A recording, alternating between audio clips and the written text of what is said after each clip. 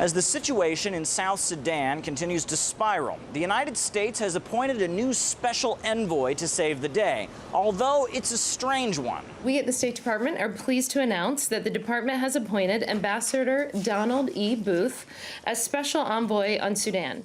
His appointment demonstrates that the United States has a firm commitment to the Sudanese people and efforts to advance a peaceful political solution.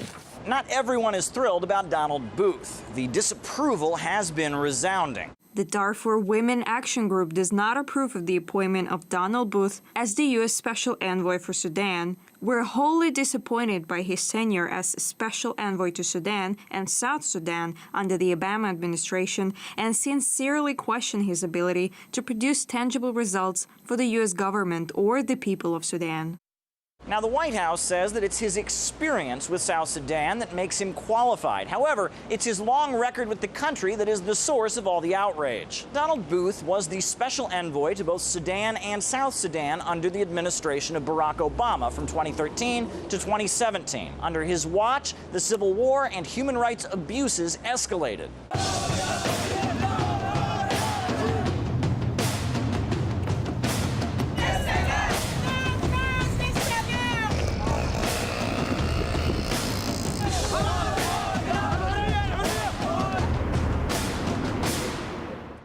Since 2013, over 400,000 people have died, 4 million have been forced from their homes, and 6,500 have been recruited as child soldiers. Now, in a raid on a pro-government village, 232 people were killed amid the looting of homes and the weaponized use of rape. And this is how UN officials described it.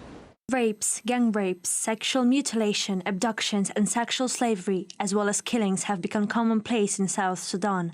There's no doubt that these crimes are persistent because impunity is so entrenched that every kind of norm is broken. Now, the role of Donald Booth in this mess hasn't exactly been good. In 2011, the United Nations imposed an arms embargo on Sudan. However, the United States didn't start abiding by it until 2016, 3 years after the war was already in full swing.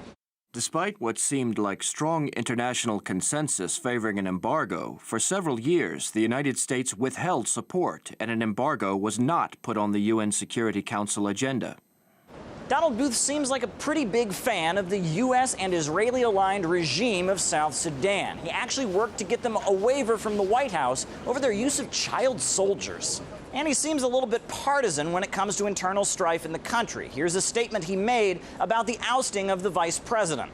We do not believe it would be wise for Machar to return to his previous position in Juba.